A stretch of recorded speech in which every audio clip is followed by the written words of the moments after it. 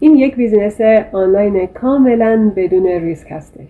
بله، من اینو میگم با توجه به تجربه‌ای که دارم از قبل در آمازون. من آمازون شاپ داشتم و همچنین تحقیقاتی که انجام دادم توی یه سری پلتفرم هایی وارد شدم که ببینم اونجا چه خبره. بر اساس همه اونها میگم که یه سری پلتفرم ها هستن که واقعا مخارج اضافی خیلی زیادی رو دوشتون میگذارن وقتی که وارد سیستم میشید. حق عضویت ماهیانه دارن، مخارج ماهیانه دارن و پرداخت‌های پنهانی هست که شما در ابتدا نمیدونید ولی وقتی وارد میشید متوجه میشید و وقتی کار میکنید در حین کار متوجه میشید که اون مبالغی رو که خرج بیزنستون میکنید خیلی بیشتر از اونی هست که دریافت میکنید به عنوان سود. برای همین میگم که بیزنس آنلاین ما واقعا بدون ریسک است. چرا میگم؟ یه مبلغ کوچکی هست که پرداخت میکنید که وارد دوره 30 روزه بشید.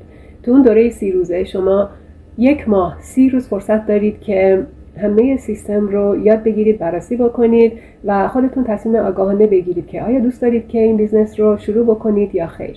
اگر دوست نداشتید اون مبلغ 100% قابل برگشته بهتون. اگر دوست داشتید ادامه بدید اون مبلغ خرج یه سری پشتیبانی‌های ادمینستریتیو میشه که پشت صحنه انجام میشه براتون و اون جزئیات رو تو اون دوره 30 روزه شما خودتون متوجه میشید. مبلغ دیگه‌ای که پرداخت میکنید برای این بیزینس مبلغی هست که ما میگیمش سرمایه گذاری، ولی سرمایه گذاری در واقع یک کالایی است که شما خرید میکنید، حمل میشه به منزلتون، استفاده میکنید و لذت میبرید.